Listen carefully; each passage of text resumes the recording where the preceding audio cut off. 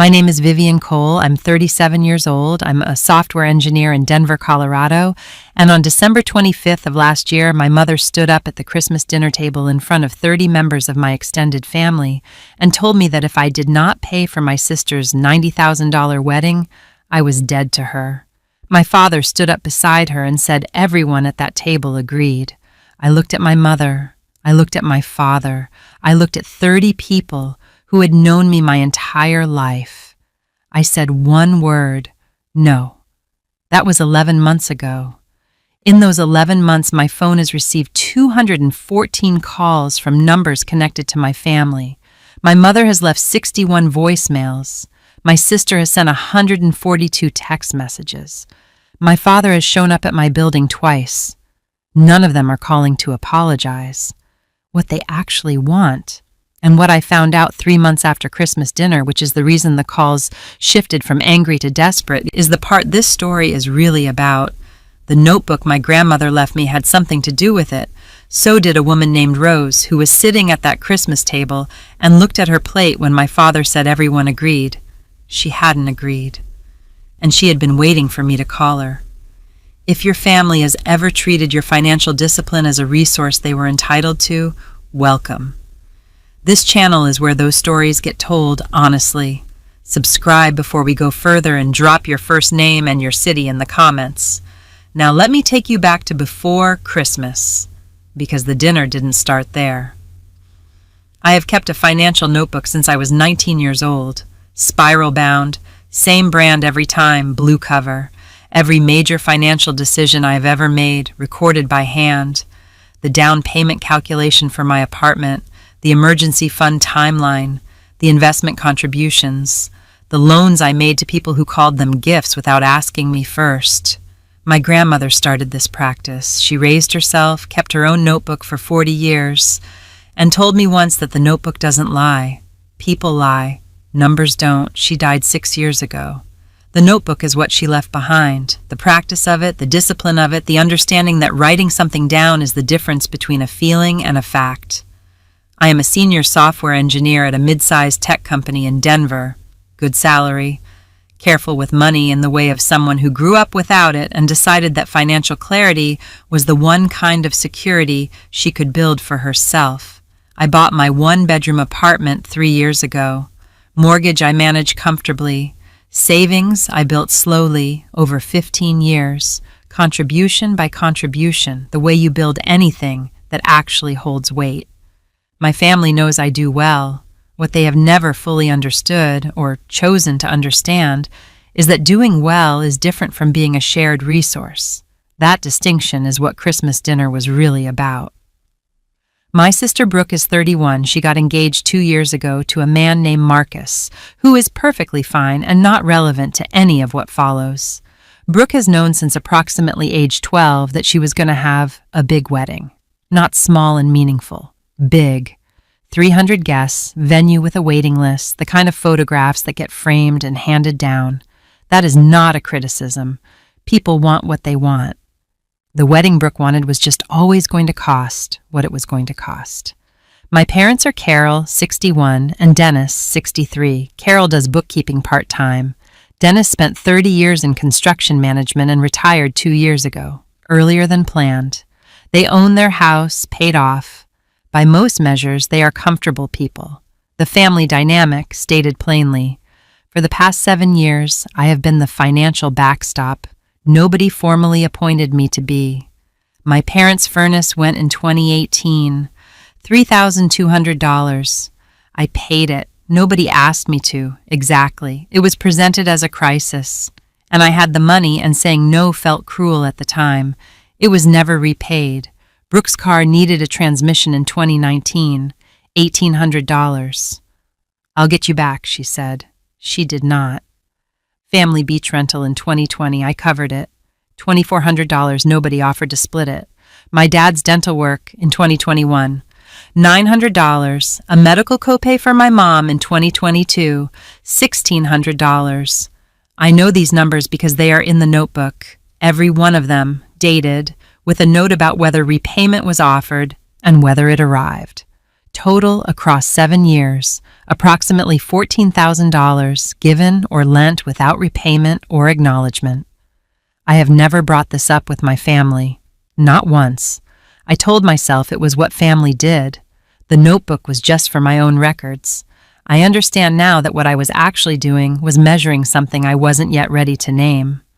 6 months before Christmas, Brooke announced the wedding budget. $90,000. Venue already booked, deposit paid, $15,000, which represented most of my parents' savings. Marcus's family had contributed nothing. The remaining $75,000 in my mother's plan would come from me. Carol called me in August. Soft voice, building toward it, the warmth she uses when she wants something. She said the family had been thinking about how everyone could contribute to making Brooke's day special. She said, given how well I'd done, I could take on the main portion. I asked what the main portion meant in dollars. She gave me the number. I said I needed to think about it. I opened the notebook. $75,000 represented my entire emergency fund plus 2 years of savings contributions. Paying it would not leave me broke, but it would materially set me back. And more than the money, it would mean funding a $90,000 party for a family that had never returned a single loan or acknowledged the $14,000 that came before it. I called Carol back 2 weeks later and said no. I said it kindly with a full explanation. I offered $5,000 as a genuine wedding gift, freely given, no strings, with real love behind it. Carol received this as a rejection. The family spent the next 3 months building toward Christmas. December 25th, my parents' house. The long table, the good dishes, 30 relatives including aunts and uncles and cousins, and my grandmother's oldest friend Rose, who was seated near the window and who I had known my whole life. The dinner was normal until the plates were cleared. Then my mother stood up. She had rehearsed it. The firmness of her posture, the public setting, the 30 witnesses. Carol has always understood that social pressure is most effective when applied with an audience. She did not warm up to what she was going to say. She told the table she wanted to address something as a family. She said Brooke's wedding was 7 months away. They had $15,000 in the venue deposit. They needed $75,000 more, and I had the means to cover it and had declined. Then she said the line that I have now heard 61 times in voicemail variations. Pay for your sister's wedding or you're dead to us. My father stood. Everyone here agrees. I looked at the table. Some people were looking at their plates. Some were watching me with the expression of people who have been drafted into something they did not sign up for. Rose was looking at her hands. I thought about the notebook, the furnace, the car, the beach house. $14,000 that was never acknowledged. The $5,000 I had already offered, freely, which had been treated as an insult. I said no, not loudly, the way you close a ledger when the numbers are done. The room was quiet for 6 seconds. My mother said, "Then you are dead to us." I folded my napkin. I stood up. I said I'd let myself out.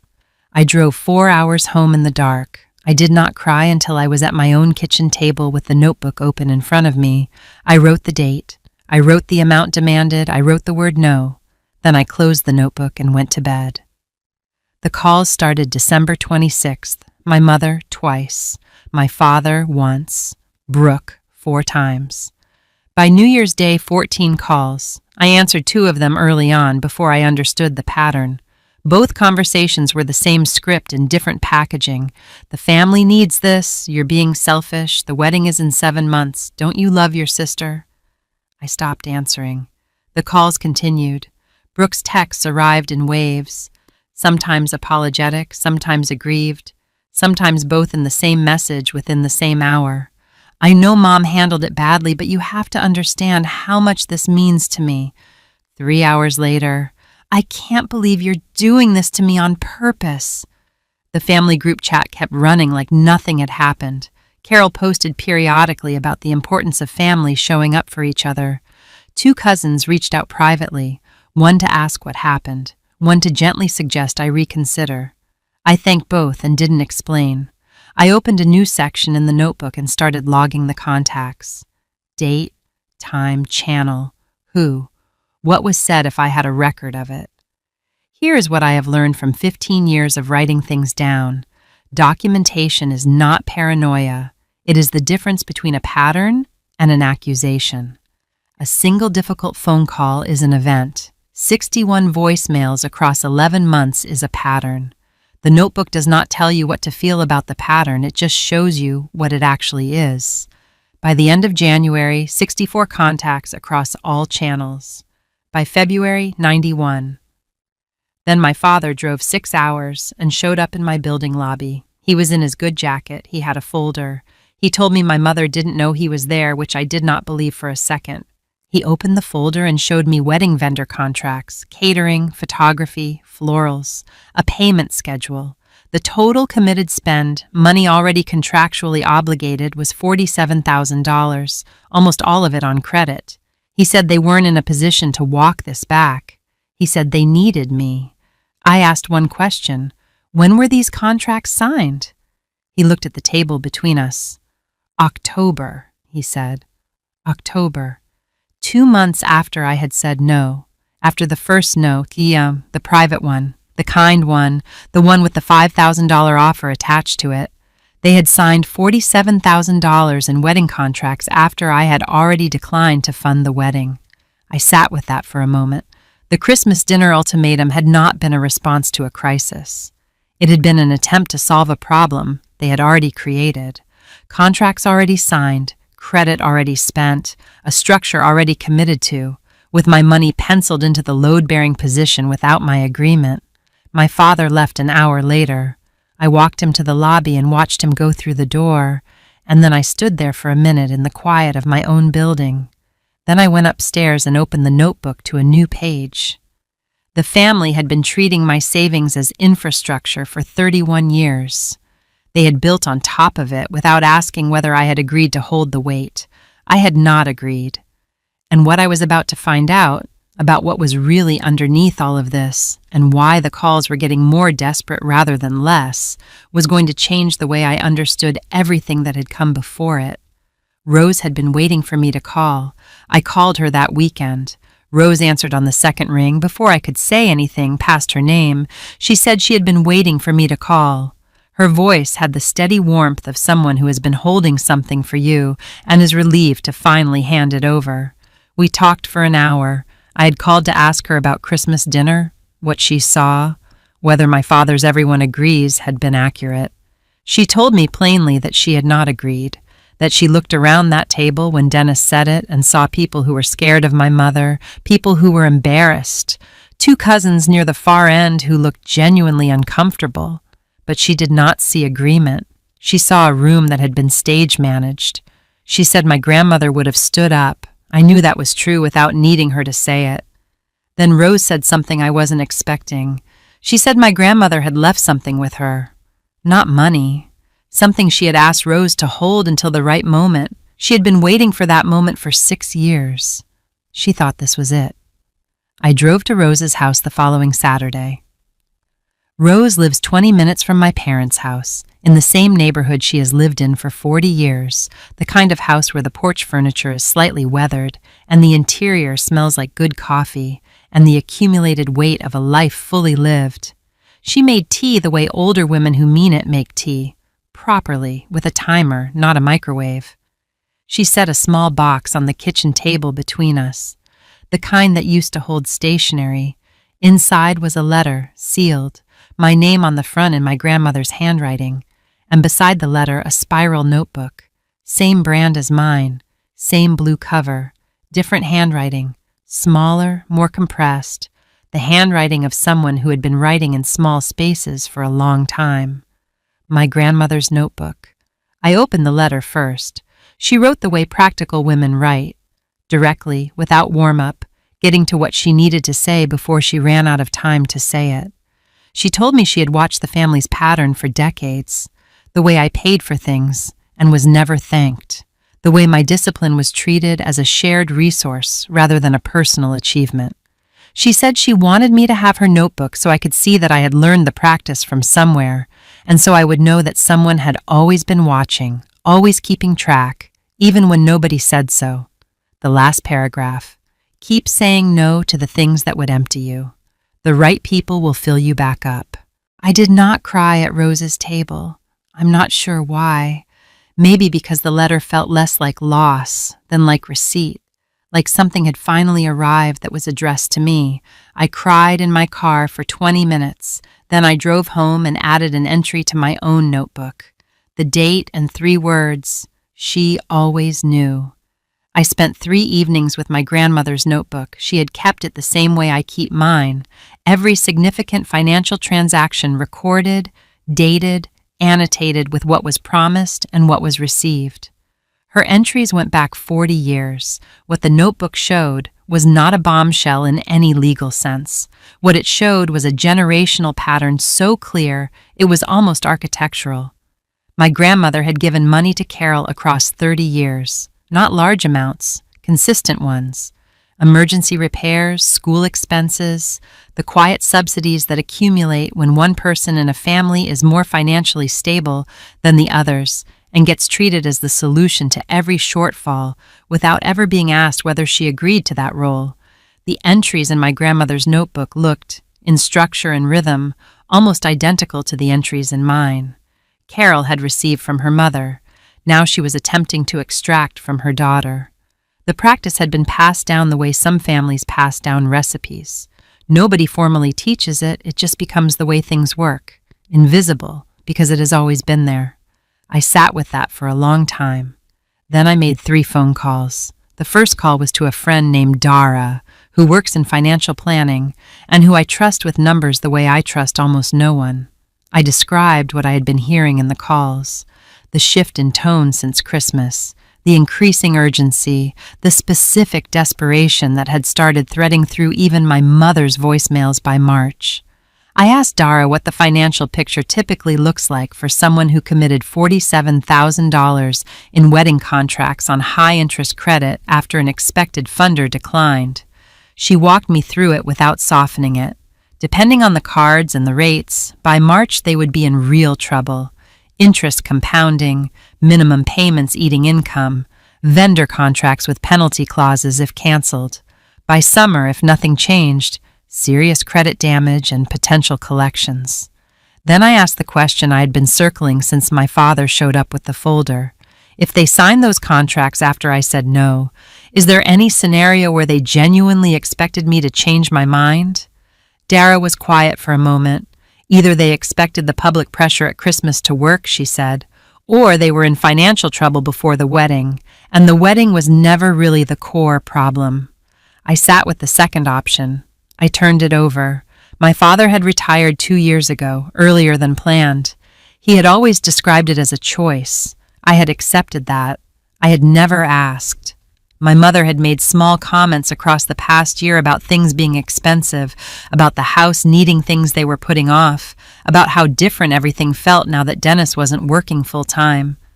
I had registered these as ordinary retirement adjustment. I had not assembled them into a picture. I called my Aunt Margaret the next evening. Margaret is my mother's sister. She lives 2 states away and was not at Christmas dinner. She is the one family member who has never participated in any campaign directed at me, not because she lacks opinions, but because she has always been the one who lives at a distance and stays out of it. She answered my call with the tone of someone who had been hoping I would ask. She told me what she knew, which was more than I had expected and less than I needed to confirm everything, but enough to complete the picture. Carol and Dennis had been struggling financially for 2 years. Dennis's retirement was not voluntary. His company had downsized and he was offered an exit package that was more dignified than the alternative. Their income had dropped significantly. The house had a second mortgage they took out 18 months ago. The $15,000 wedding deposit, the one Carol had described as their savings, had not come from savings. It had been borrowed against the second mortgage. The $90,000 wedding was not just Brooke's dream event. It was Carol's attempt to perform a financial stability the family did not have, staged for an audience of 300 people, funded by the daughter who had been quietly subsidizing the family for 7 years, and who Carol had calculated would be too embarrassed to refuse in public. The calls were desperate because the debt was real. The debt was already real before the Christmas dinner. The Christmas dinner was the attempt to solve it. I opened the notebook and wrote down everything Margaret told me. Dates where I had them, numbers where I had them, the second mortgage, the retirement timeline, the deposit source. Then I closed the notebook. I already knew what I was going to do. I had known since December 26th, if I'm honest. The research had not changed the answer. It had just given me the full picture behind it.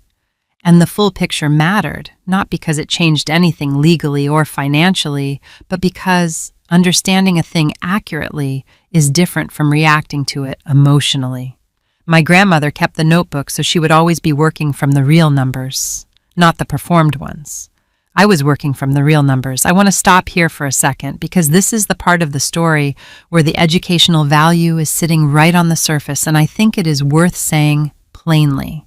What my family did, committing to financial obligations based on an assumed contribution that had already been declined, is one of the most common financial mistakes in family dynamics involving unequal income. It happens constantly, and almost always for the same reason. The person doing the assuming has never had to examine the assumption because the other person has historically complied. The compliance creates the expectation. The expectation creates the entitlement. The entitlement creates the moral framework in which your refusal becomes the problem rather than their planning. Once you understand that sequence, the Christmas dinner ultimatum makes complete sense. It was not irrational. It was the logical next step in a system that had worked for 7 years. The only thing my mother miscalculated was that I had finally opened the notebook to the full picture, and I knew exactly what the numbers said. The practical takeaway, if you want one: if you are the financially stable person in your family, document what you give, not to build a case, to see the pattern, because the pattern becomes visible on paper in a way it never does in real time. My grandmother knew this. She left me a notebook to prove it.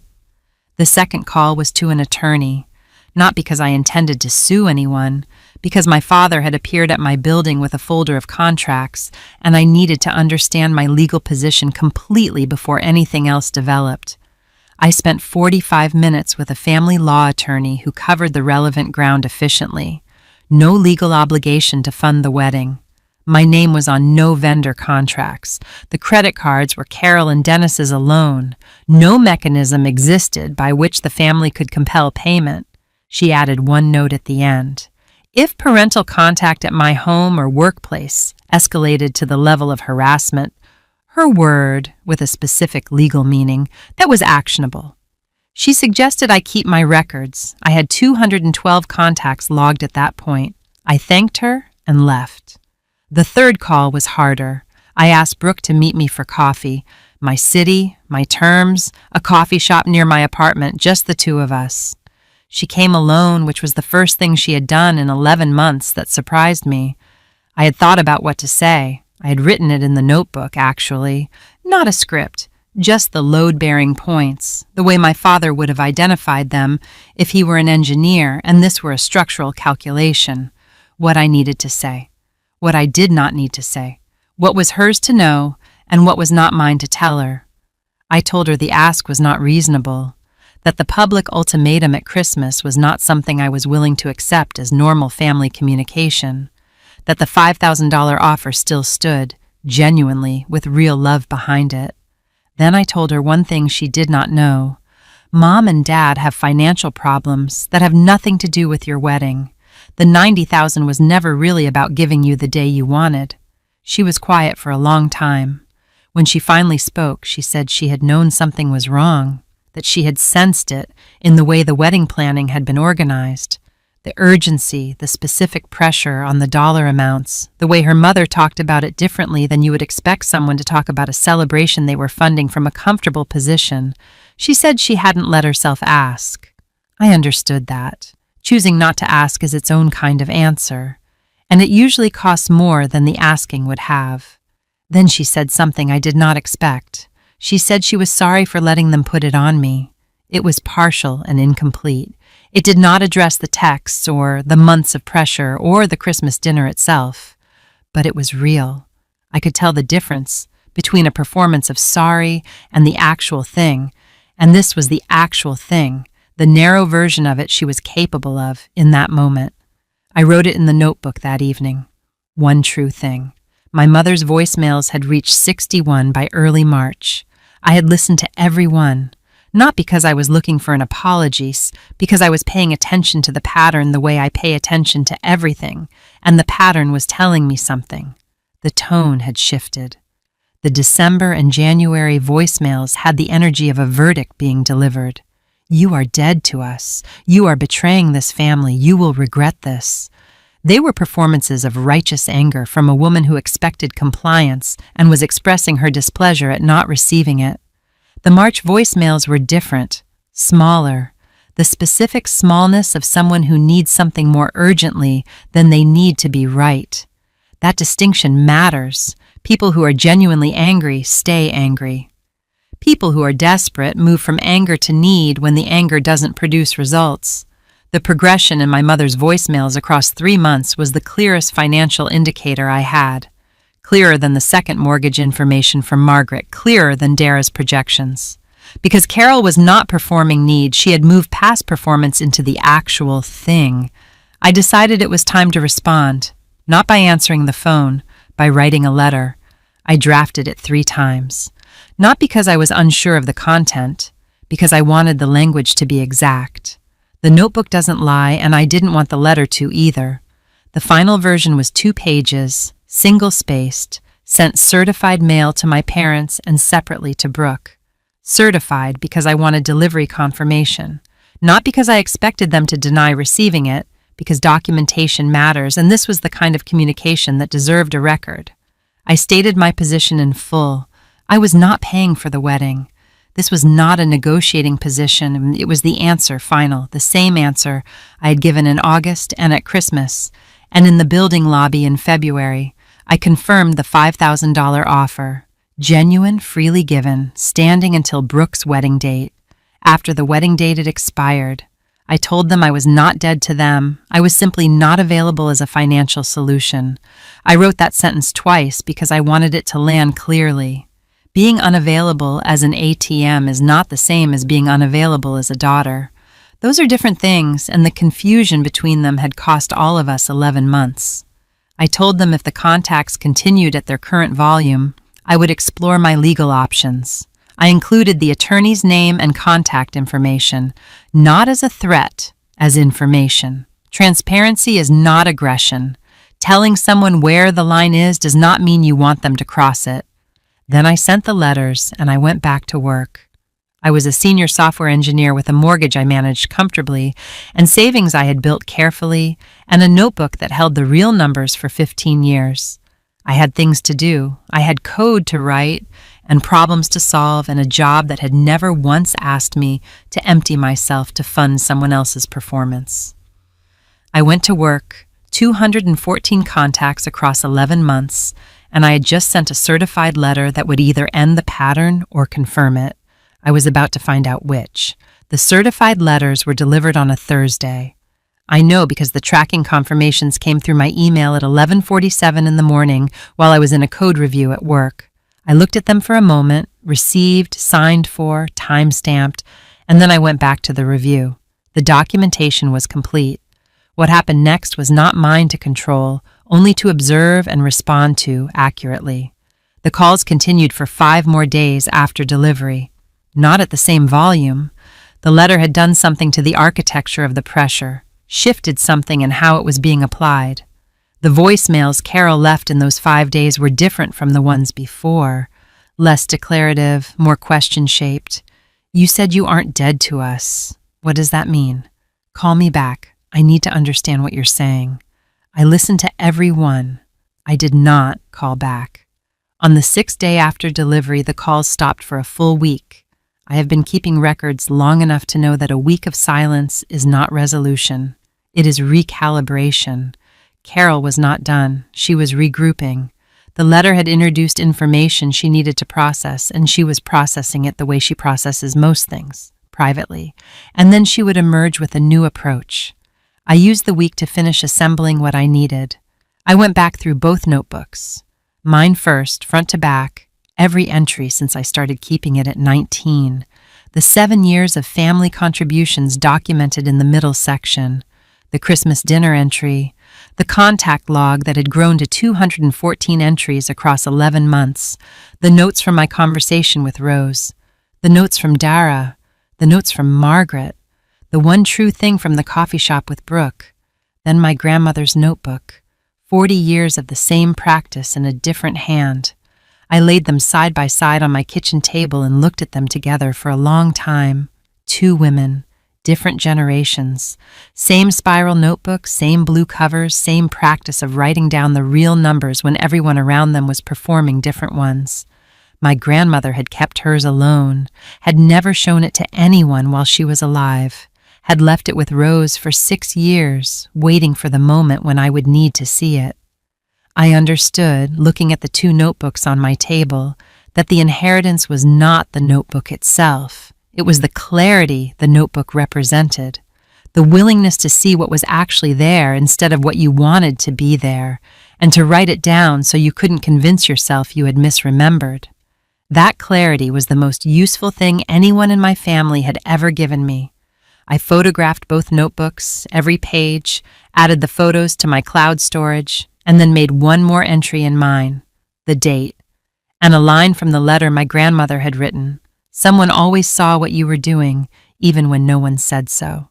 Carol called on a Tuesday evening 10 days after the certified letter delivery. She called from her own number, not a blocked one, not my aunt's phone, not a cousin's. Her own number, which was the first honest signal she had sent in 11 months, not routing around me, coming directly. I answered.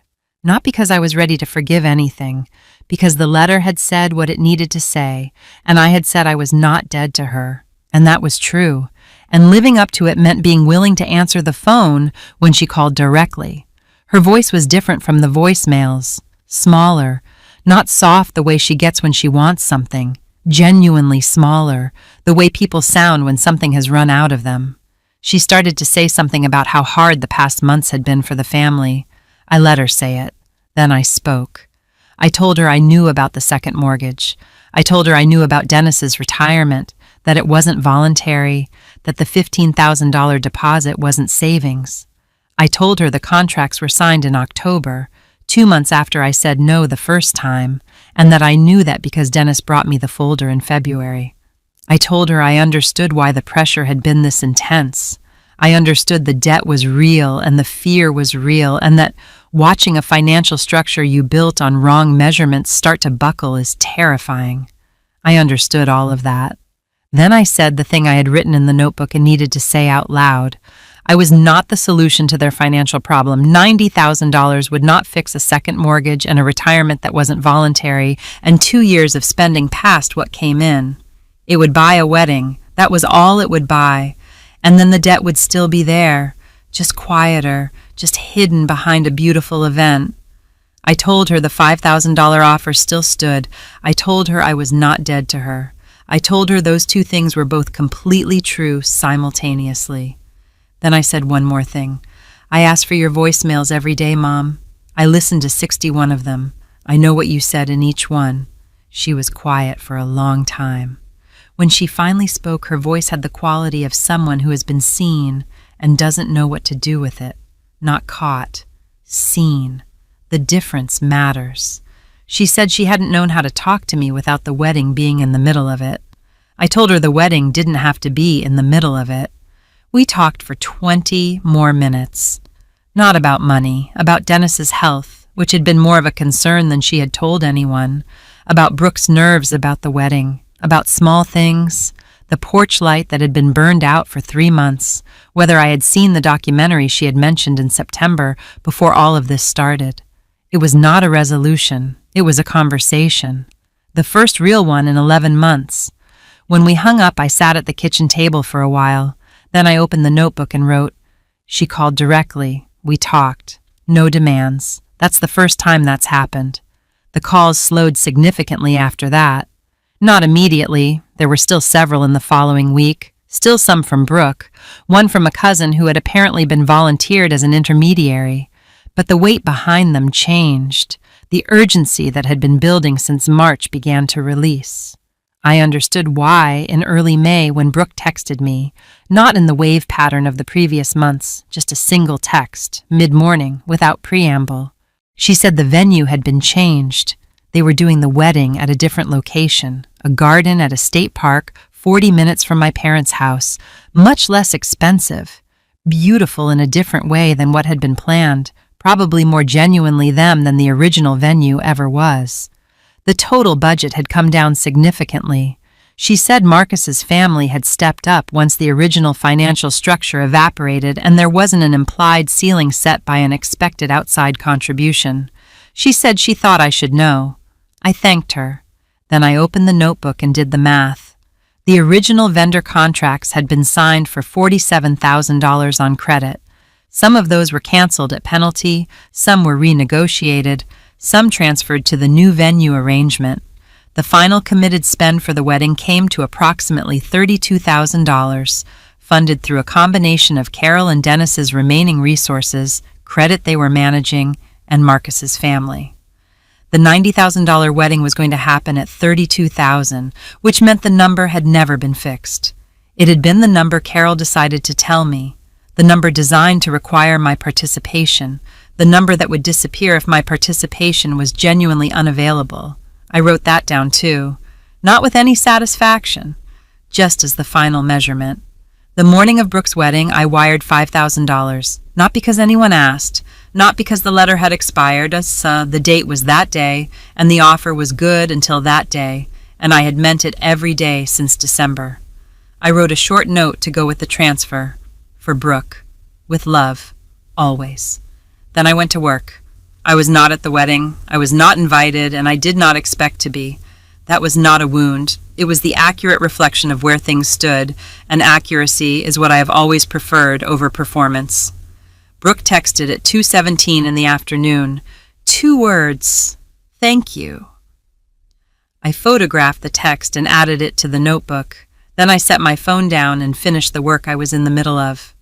The calls from Carol stopped 6 weeks before the wedding, not because she had forgiven me or resolved anything internally about what had happened, because she was managing a real event at a different venue with a contracted catering timeline and $32,000 of actual planning to execute, and managing all of that didn't leave room for the campaign.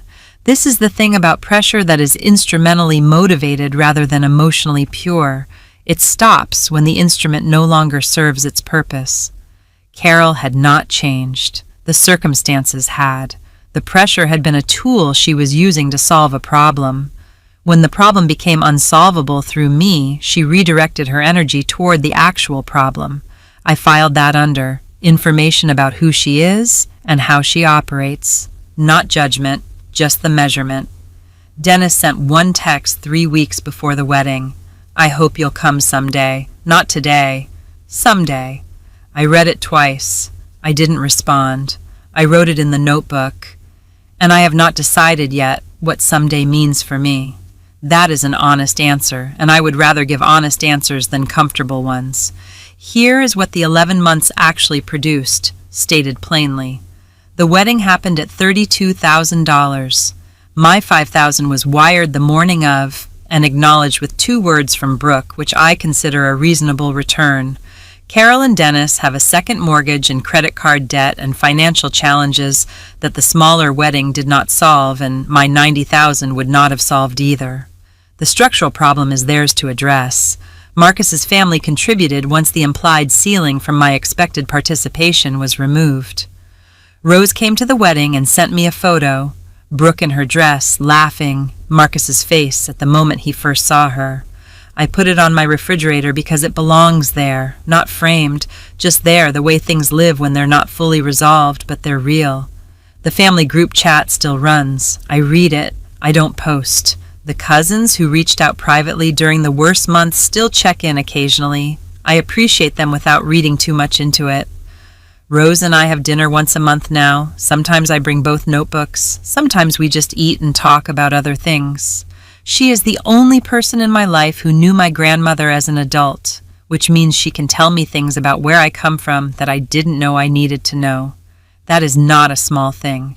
That is possibly the best thing that came out of any of this. Now here's what I want to leave with you. My mother told me I was dead to her if I didn't pay. She meant it as leverage. What it turned out to be was the moment I finally stopped performing compliance and started working from the real numbers. The real numbers had been in the notebook the whole time. $14,000 across 7 years, documented, unacknowledged. 2 generations of the same pattern, visible in 2 notebooks side by side on a kitchen table. A family that confused needing someone with loving them, and had been running that confusion so long it had become structural. If you are the financially stable person in your family, the one everyone calls when something breaks, the one who picks up without being asked, the one who's saying yes has been so consistent that your yes has been built into other people's planning as a fixed assumption, I want you to hear this clearly. Your generosity is not a contract. The fact that you have helped before does not obligate you to help forever. And the moment someone uses your belonging in the family as collateral against your compliance, they have told you something true about how they see you that you would be better off knowing than not knowing. Write it down. Not because you're going to sue anyone, because the notebook doesn't lie. And when the pressure is highest and the voices around you are loudest and everyone is performing their version of the family's story, the notebook is the thing that shows you what actually happened. My grandmother kept one for 40 years. She left it with Rose because she knew the day would come when I would need to see it. She knew the pattern would repeat. She prepared for it the only way she could, by leaving me the evidence and the practice and the understanding that someone had always been watching, even when nobody said so. That is its own kind of inheritance. It does not fit in an estate document. It does not transfer on a date. It just sits in a blue spiral notebook on a kitchen table next to your own. 2 generations of clear-eyed women writing down the real numbers. I wound my grandmother's notebook the way April wound her grandfather's watch, not to fix it, just to keep it moving. Tell me your first name and your city in the comments, and tell me, have you ever been the one who paid without being asked for years in the quiet way that builds into something nobody ever names? Tell me if someone finally named it. There are stories on this channel that will stop you mid-scroll, the kind that stay with you after you close your phone. The kind that make you look at your own family a little differently, not with bitterness, but with the clear eyes your grandmother always wanted you to have. If this one found you tonight, the others will too. Subscribe, and I'll see you in the next.